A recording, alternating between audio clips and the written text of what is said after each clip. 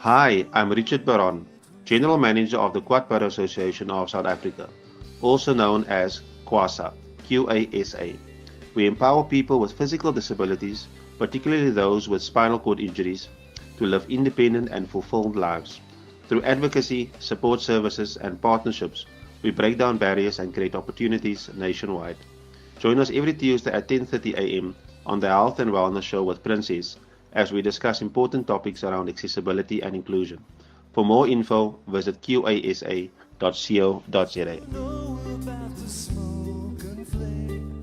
I'm here, You were here unmuted and on the camera. Good on morning. the cameras.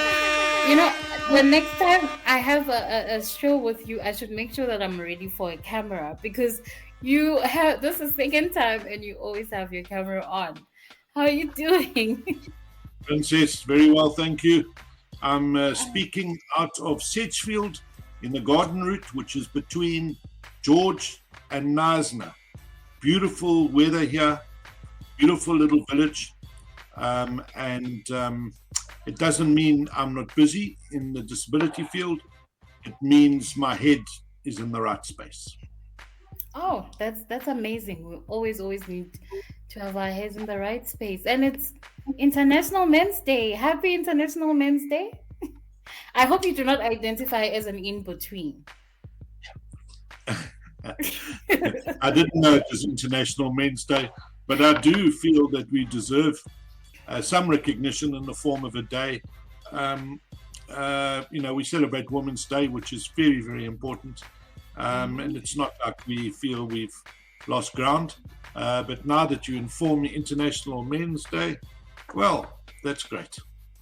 Yep, it's your day. So please tell the person next to you to give you a hug, bring you tea, buy you lunch, or maybe give you money. Money is very important. I don't know if our other guest is gonna join us. Oh, okay. So apologies from Vusi and Domeni. He's another trustee of the Quadriplegic and Paraplegic Charitable Trust. He's not well. He sends apologies. And him and I have discussed our approach for today. Just to mention, ma'am, I need to sign off at 11 a.m. on the dot or just a bit before to make my way to George for a meeting. So we've got 30 good minutes. Okay. No, I think then we can jump straight to our interview. Can you maybe share an overview of the Quadriplegia and Paraplegia Charitable Trust and its core mission? Okay, great. That gives me a good opportunity to be articulate and to spell it out. If there are quadriplegics and paraplegics listening today, and you have entrepreneurial visions or skills or thoughts, and you want the opportunity to have your business funded or startup capital, then listen up. So we were formed in 2012.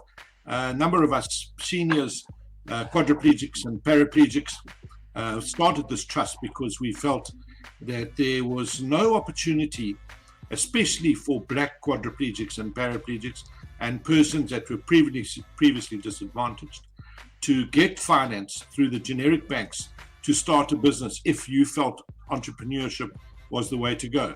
And so we started the charitable trust and we raised money, and now our purpose is the following.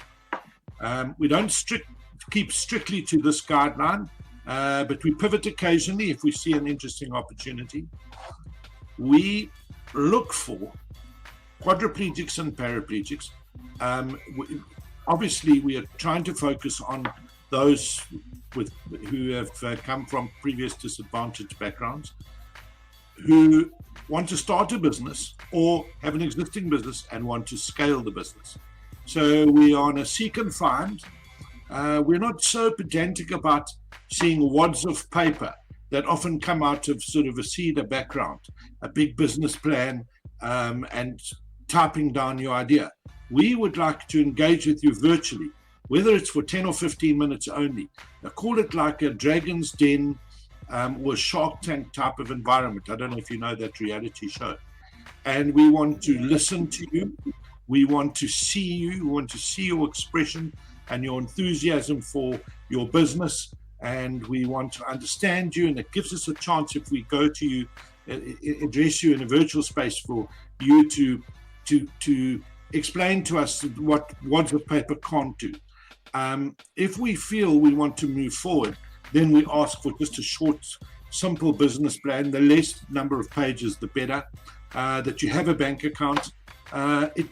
We didn't necessarily expect you to have a registered business. And I'll give you some reasons why. Because some people are just bottling jam in a bottle and selling it outside their front door to bring some extra income into their home. We've got no problem with that, as long as it's relevant, sustainable, there's some governance. And we are satisfied if we feel it improves the revenue stream to your family. There's very little risk of failure, and you are passionate about what you do. These are the people we want to engage with. Occasionally we've pivoted. We've helped make a person's house accessible in a partnership with, for example, the Chris Berger Petro Jackson Players Fund. Recently, we're quite excited about this. We saw the call to action in the town in Sedgefield and also in Jeffreys Bay, where people announced to us that there was a wonderful opportunity to purchase a beach wheelchair, which allows people with severe mobility impairments to get onto the beach.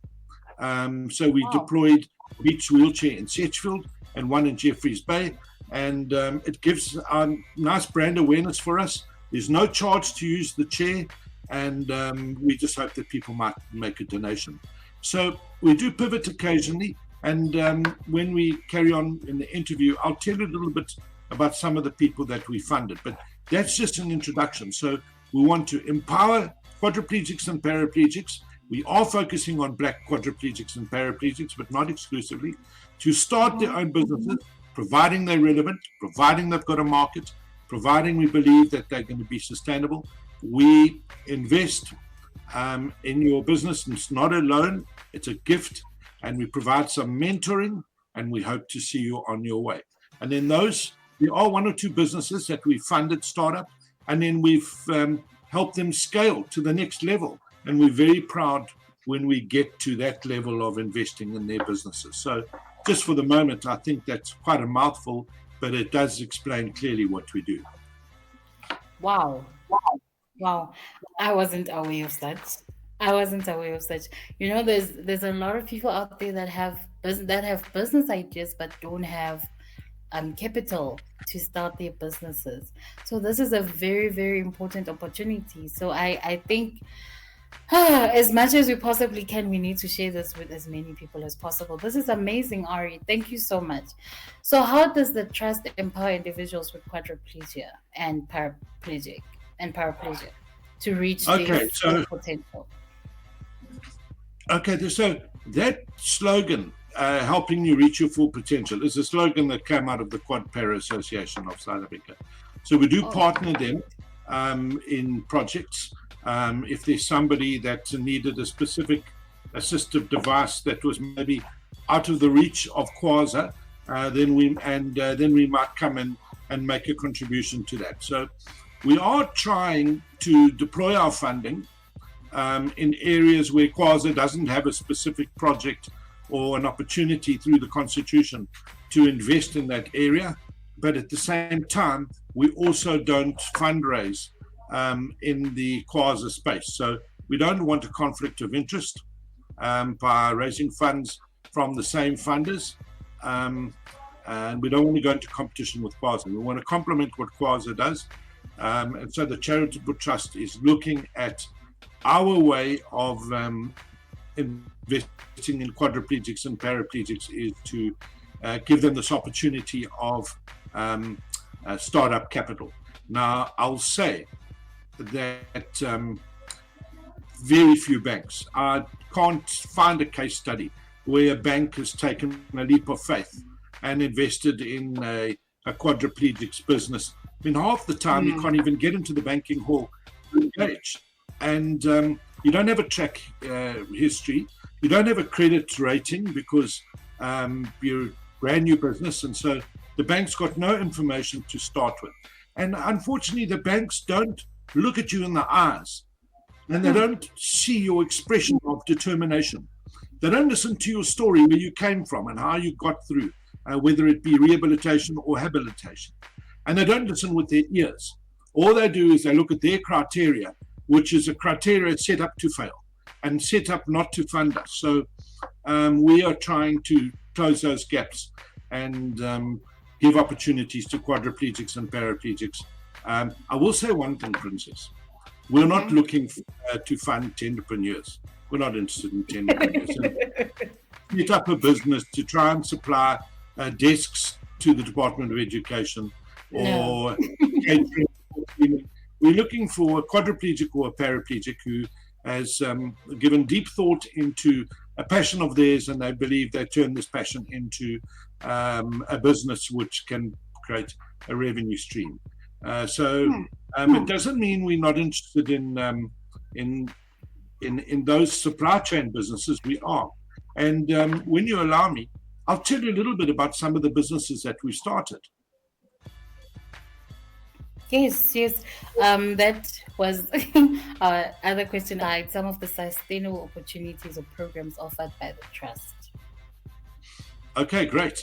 Thanks. So we funded a paraplegic that's got a vegetable farm in the Harding area in KwaZulu-Natal. And that was a success. And through COVID, he actually supplied the schools with vegetables for their kitchen. And then we did help a number of businesses sustain themselves through COVID. And so I'm not going to focus on that too much because that was a while ago. So let's just talk about what we've done now. So there's a quadriplegic in the Malmesbury area who makes assistive devices and special clothing for wheelchair users. The business is called Grace, and we invested in scaling their business. There was at Cheshire Homes in Summerstrand. They were battling with operational costs, and they provide living opportunities for quadriplegics and paraplegics. We lent them a hand with some cash. There's a self-op centre in Pretoria called Lotville, and they proposed to us the opportunity to reduce their running costs if we could invest in a borehole for them. And we did so, and they have reduced their running costs. And then we started a business in the Polokwane area, which was purchasing equipment and giving them some cash flow to drain pit toilets. And this business is going very well. We helped a paraplegic in the Delft area who thought that there was a gap in his area where he lived in his close community to start a tuck shop called Koop and Loop. And we've really helped scale his business. Then there's a business called MSR Shoeshine. It's a paraplegic who has got a shoeshine business where he's got a chair that you comfortably sit in and all the polishing equipment you need. And they've got now two sites in 5-star hotels in the Cape Town CBD where they polish shoes. And in fact, interesting enough, his business has pivoted as well, where he saw an opportunity to repair leather. So a person might say, look, my shoe's broken, could you repair it? And then overnight, they repair the shoe, they bring it back the next morning, relatively sustainable. There's a young paraplegic in the Cape Town area who does olive oil, virgin olive oil at flea markets, and we invested in the scaling of his business. Then there's a youngster in Springbok, a paraplegic, who realized there was an opportunity to fix wheelchairs in that community. And so we opened an account for him at Spares, a wheelchair manufacturing business, to buy spares, and he now repairs wheelchairs in the Springbok area. So the diversity of where we invest. So those just a few examples of what we've done in the last 12 months. Wow. So this church, this trust has been running for a long time, and I love that a lot of people with physical disabilities have benefited from this. So Ari, what are some of the common challenges that faced by people with who are quads and paraplegics in South Africa, and how does the trust address that? I know that what other challenges do they face? That's a very good question. And that's actually why we encourage people with limited mobility, so specifically wheelchair users. Very few outlying areas, township areas, rural areas have got accessible transport. So you are really going to battle to get employment. And here's the opportunity within your community to be self-employed by starting your own business. So the fact that there's inaccessible transport and there's no universal access in transport actually supports what we're doing. So, I mean, I'd much rather there be an expansion of the footprint of bus rapid transit all over the country, and that's coming. But, people with disabilities aren't patient, and we shouldn't be patient. Transport is a human right. It's not a privilege. So anyway, that gives us an opportunity to say, okay, trade from home. We understand the situation on the ground. So that's one thing. The other thing, of course, that affects all people with limited mobility impairments, wheelchair users, quadriplegics and paraplegics, is the inaccessibility of infrastructure. And so these are the two big barriers facing people with mobility impairments. And then, of course, lastly, but I'll say that Quasar does a great job in this, is that if you don't have the right mobility aid, if you don't have the right wheelchair, the right weight of the wheelchair, the right size of the wheelchair, and the right purpose, fit for purpose wheelchair, you really are going to battle to be mobile. So we don't necessarily solve this problem of inaccessible transport, of inaccessible infrastructure, where people might have an opportunity to trade their wear and tears. But we work in partnership with Quasar to provide the lobby and advocacy to solve those problems. Yes, occasionally we go into a partnership where we will assist in making a person's personal house accessible by funding a ramp or readjusting their toilet facility. That isn't our core business, but where we can co-contribute, match somebody else's pledge, then we try and do so. So we do pivot in a way. But our focus is taking the barriers away from quadriplegics and paraplegics and making sure that their dream can come true by providing the startup capital or the scaling capital for their business. Thank you so much for that. You've already mentioned the beneficiaries, the number of people and organizations that benefited from the trust. Could you maybe tell us, how does the trust ensure that the initiative is sustainable and continue to make a long-term difference? Also, a very good question, Princess. You're spot on today. Look, sometimes it's you drop the money and pray. Okay, we do offer our mentoring services, but we can't impose it upon anyone. So maybe we don't understand the lay of the land in a particular area, but we believe in the person once we've had a chance to chat to them virtually. We believe in their passion. You can hear the tone of their voice. You can hear their excitement. You can't hear any of that in a business plan.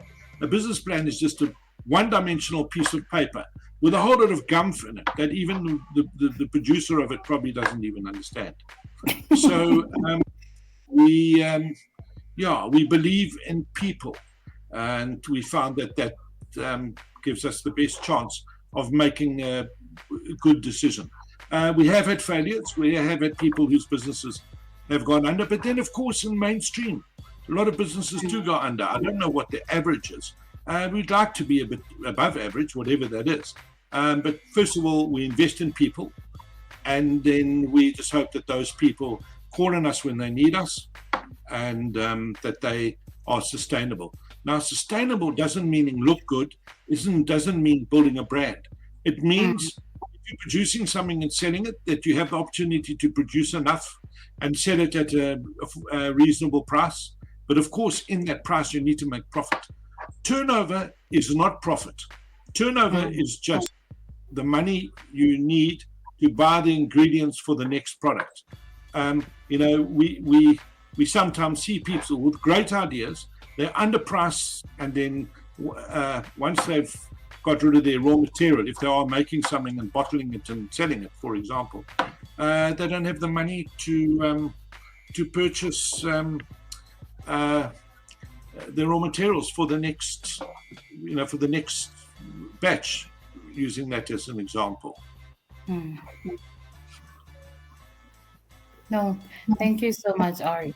So, how can members of the public organizations support the work of the trust? How can members of the public or other organizations support? Okay, so that's a good question. And the dual question is, how can we find it? We're always on the lookout for good ideas and enthusiastic quadriplegics and paraplegics. But of course, let's go back to how can people support us. Obviously, if there was someone out there that knows entrepreneurship and wants to help mentoring our people, wow, we'd love to hear from them. Then, of course, if anybody wants to take a leap of faith and make a donation to us, we are PBO registered, so we can issue a Section 18A certificate, which will allow the donation to be part tax deductible. Then our email address is aris@iafrica.com. We would love your donation. It just helps us to invest further. And then, of course, if you're out there with a good idea, it's pointless raising money and having no one to spend it on. If you're out there, you're a quadriplegic or a paraplegic, we are focused on that constituency, and you've got a great idea and you believe in it, and you think it'll work, and you know your constituency and you know your market, then contact us on the same email address and we'd like to talk to you. So we're as good as the number of recipients we get. Then, of course, we can only be the rainmaker if we receive funding from the public. Thank you. And last question for the day, and I hope I'm on time. What are your future plans for the trust, and what message would you like to share with individuals with physical disabilities?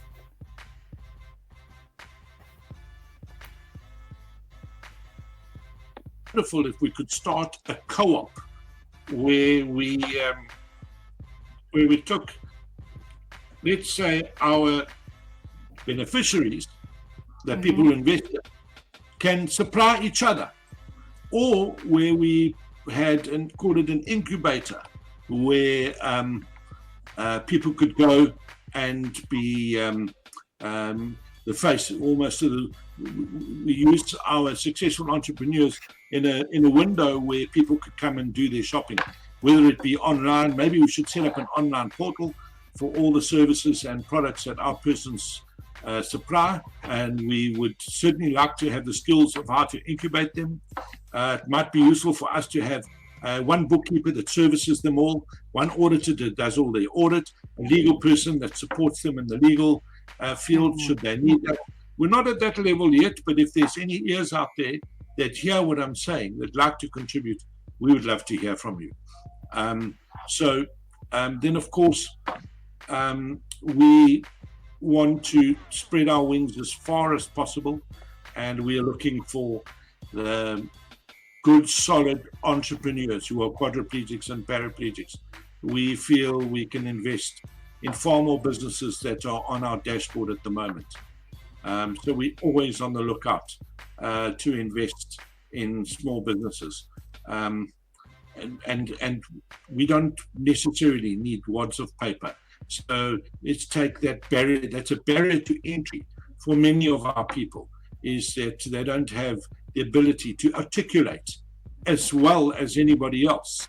Maybe they don't have the tools to articulate what they believe in and their product and their service. And so we understand that. And however, if they've got a good idea, we just want to hear it, we want to feel it, and then we'll make a decision of whether we invest or not.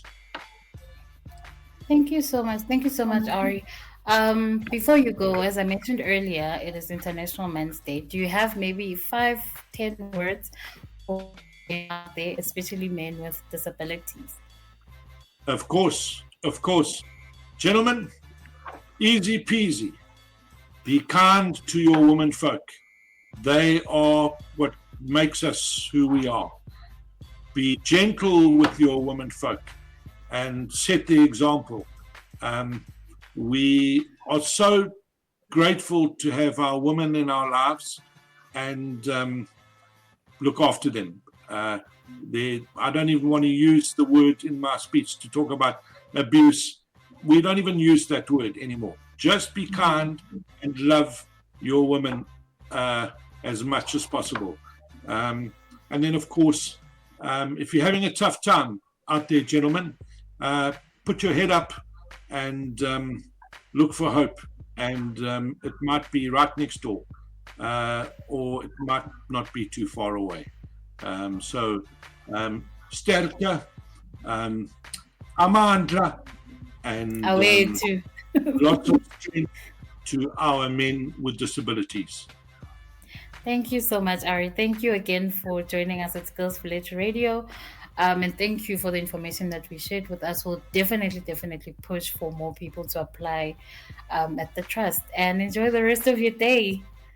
Princess, Yabonga, Salagashle, Zobono, and thank you. Bye-bye. Bye. My name is Princess Sibanda, also known as the Promised Princess, Nkabikazi on a moving throne. Do tune in on the Health and Awareness Show, where we discuss and promote health education and awareness within the disability community. We have the whole day. Every Tuesday between 10 a.m. and 12 p.m., exclusively on Skills Village Radio.